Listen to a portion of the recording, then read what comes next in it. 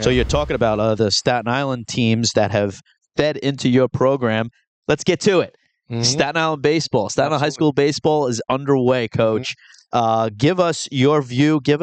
First, let's get what is, and I don't know, for those of you who might not know, what is your pulse on the Staten Island High School baseball scene, and what coaches, we went over all the coaches that we know and love throughout the island.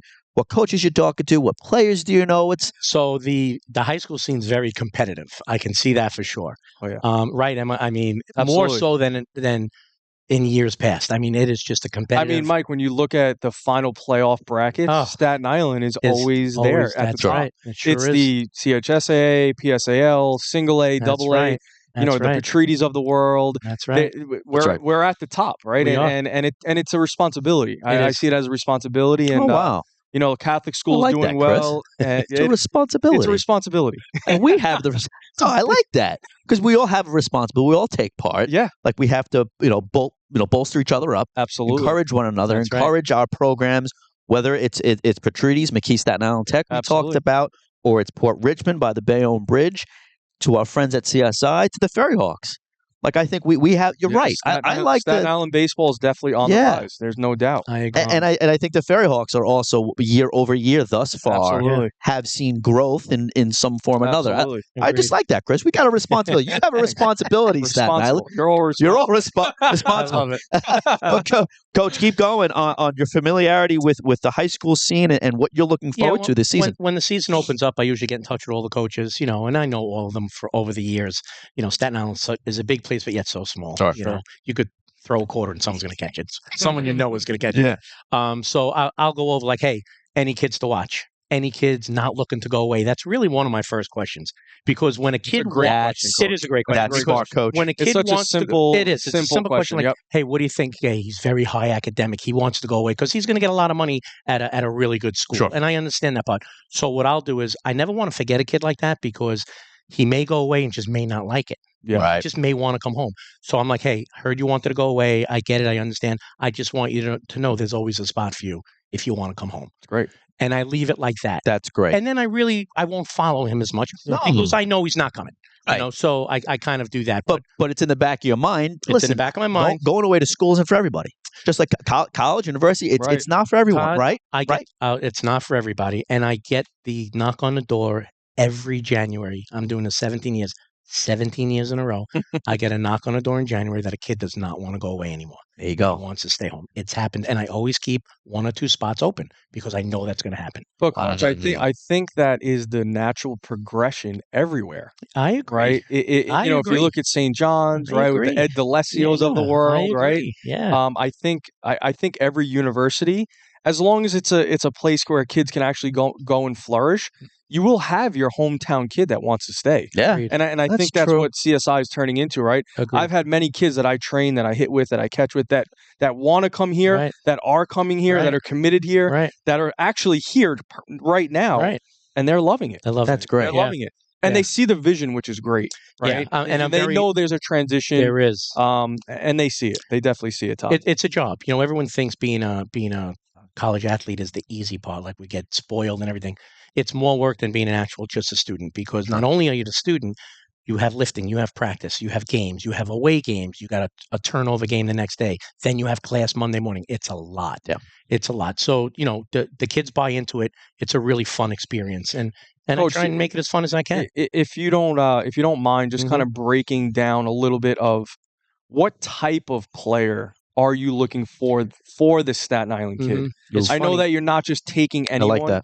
And I think it's important that you spread that message to people. Because I'm going to tell you what I do a lot. I'll go to a game. Absolutely. And the only one that knows I do this is Bobby Glenister at St. Peter's, because he coached here with me for a while. Yeah. I'll go to a high school game literally in a pair of jeans and a hoodie, no hat, pair of sunglasses, unbeknownst to anyone who I am, and just sit as close to parents as I can. And I get the biggest like, how are they acting towards their kid? And it goes a long way, because it's not how good is the player. That's not the first question out of my mouth to these coaches. It's what kind of player is he in the clubhouse?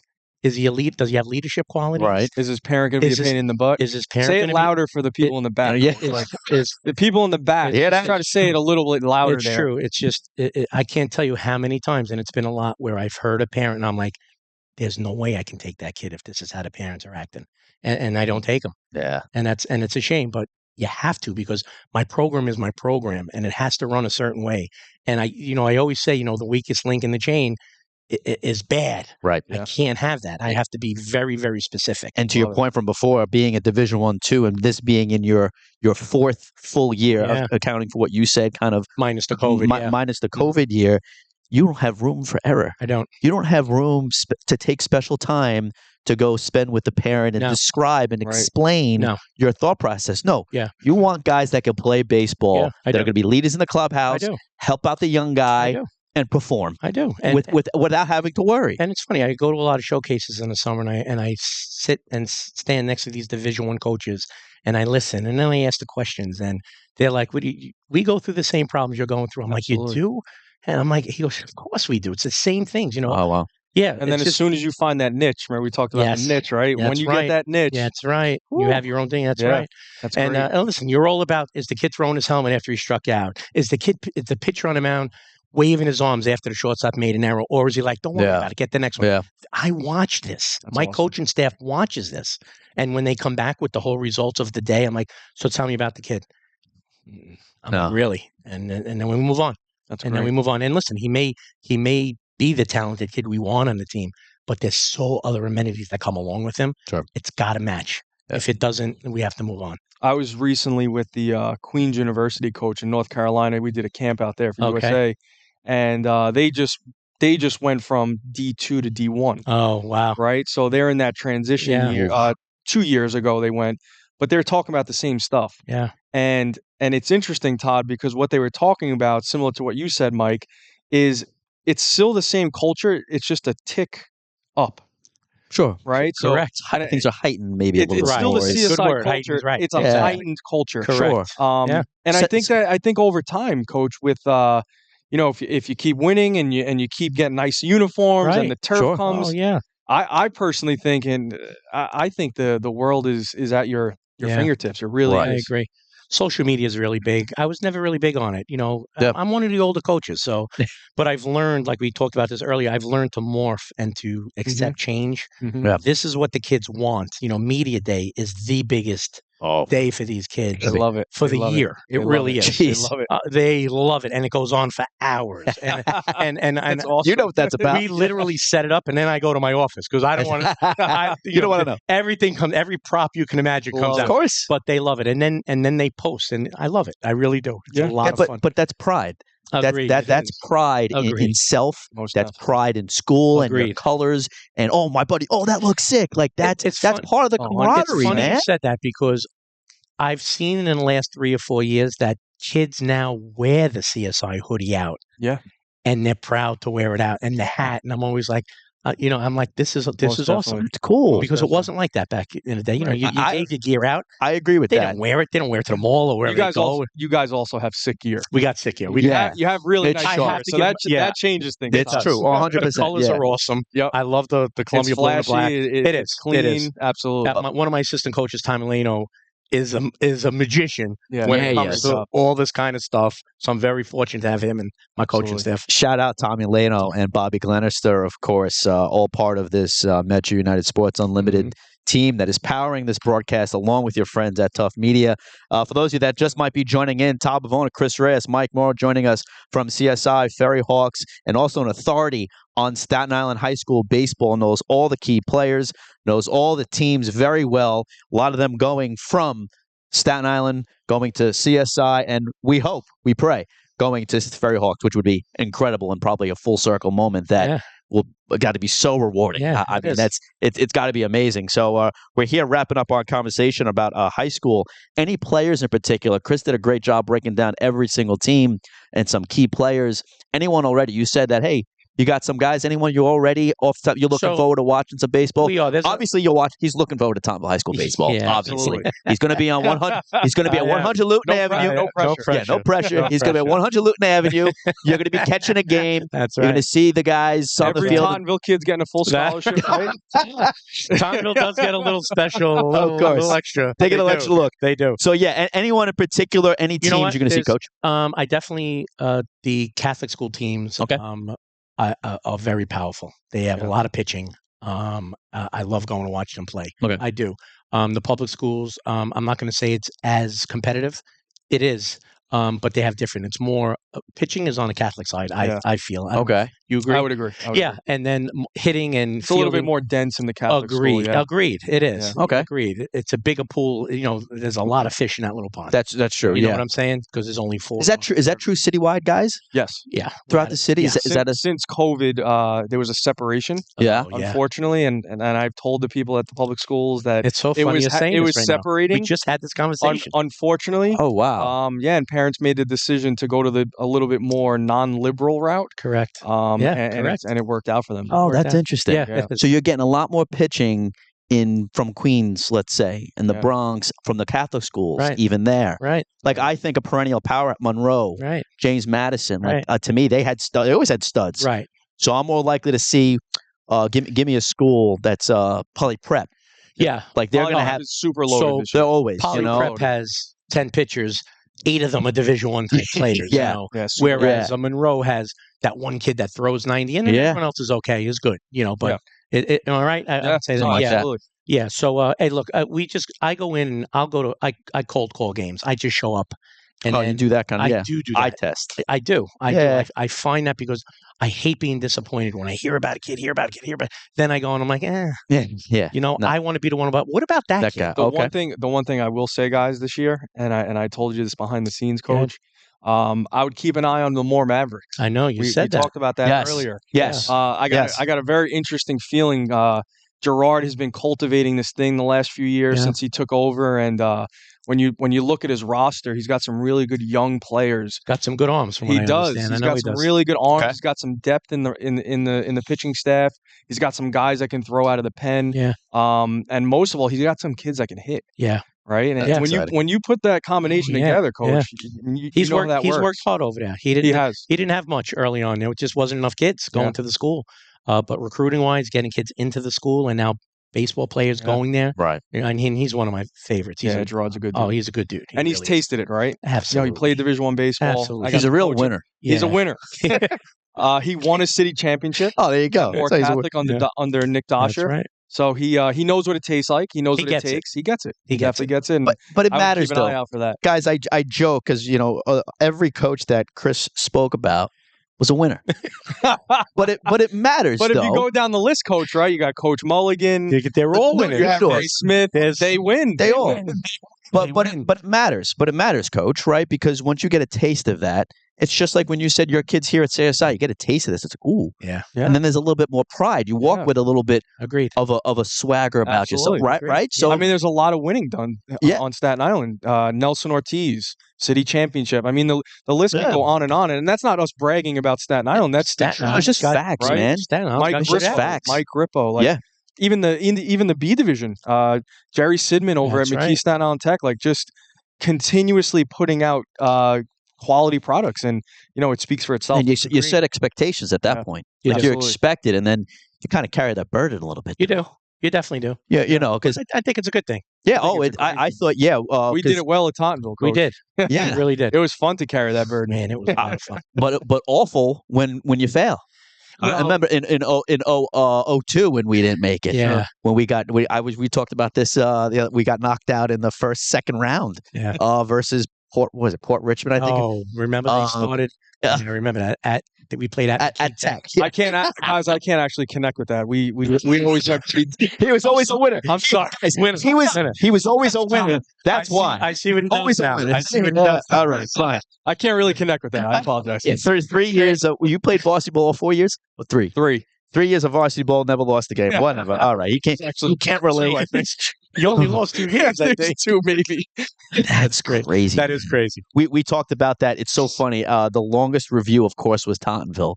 we talked about for like 14 minutes. Did you really? And we were going back and forth about my year and his year, and he was ranked. He finished ranked nationally in 01, as did we, though. Yeah.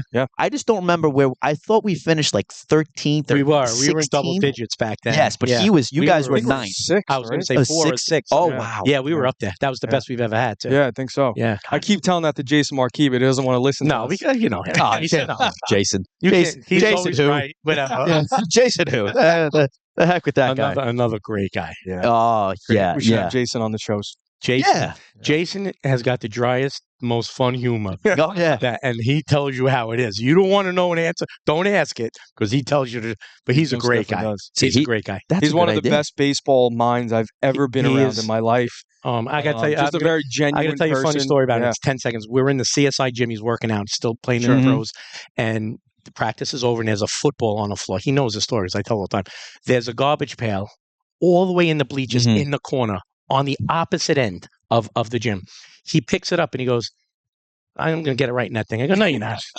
There's no. He goes, I'm not going to bet you. I'm not going to bet you any money, but I'm going to do it. Boom, swoosh. I'm like, no way. He goes, I can do it again. He goes, and I'm going to bank it off the wall. I go, go ahead. He banks it off the wall and he goes, that's the difference between a professional and you. Sounds about right. It was the most unbelievable. Right? He's a winner. He's a winner. He's a winner. He is. He is a winner.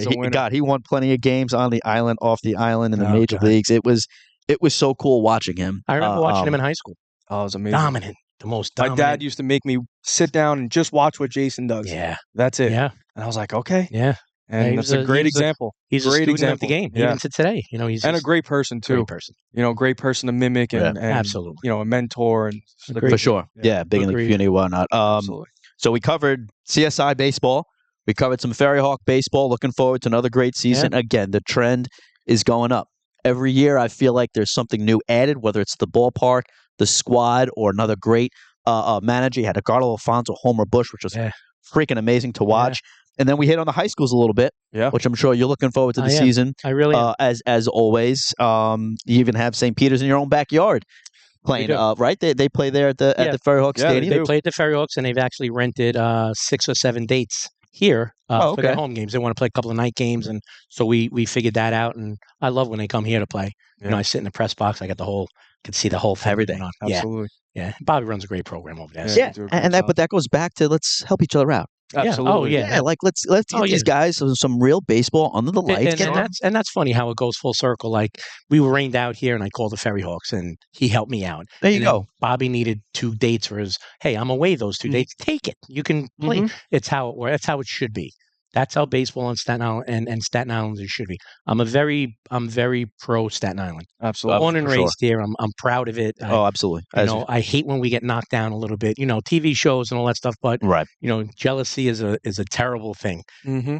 People would love to be part of this community. Absolutely. They really would, and we're part of it. There's certainly a lot of good stuff going on. Oh, without a doubt. There is, and there's a bad rap in many different ways. And no matter how you shake it, whatever you watch or listen to or read, but I feel the idea of a family and the family idea of unity and getting behind one another when we need it most. There is no other place on earth that when someone is down and we need someone to help out, Staten Islanders are amazing people. They are. And we have stories that we all know. We know who we're talking about in general. Well, a perfect example is May 5th, right? That's right.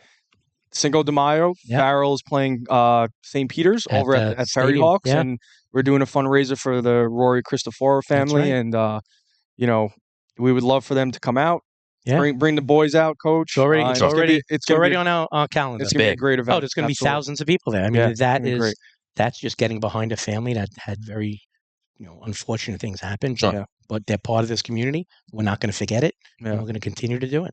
And that's what Metro United Sports Unlimited is all about. That's what it's about. Is acting as a place, as a 501c3 that can assist those through sports. And United through sports. We've had really good examples, right? The Teddy Atlas Foundation, who you're very close with.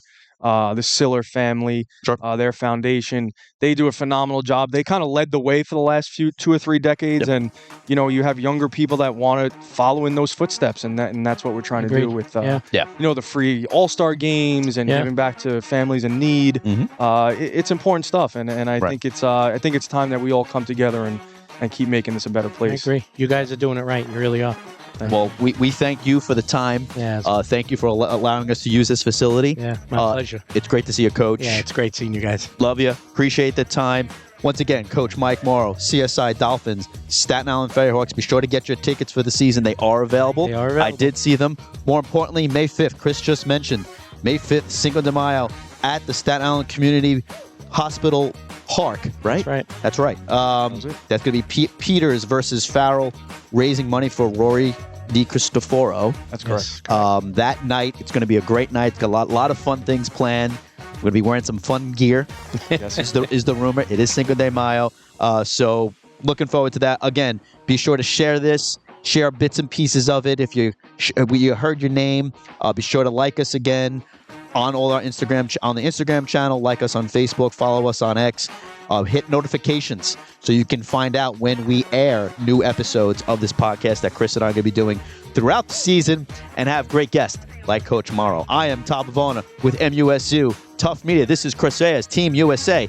That right there, Mike Mauro, CSI Dolphins, Staten Island Ferryhawks. This was your 2025 Staten Island High School Baseball Preview, coming to you from the home of the College of Staten Island of the 2025 Staten Island High School Boys Baseball season.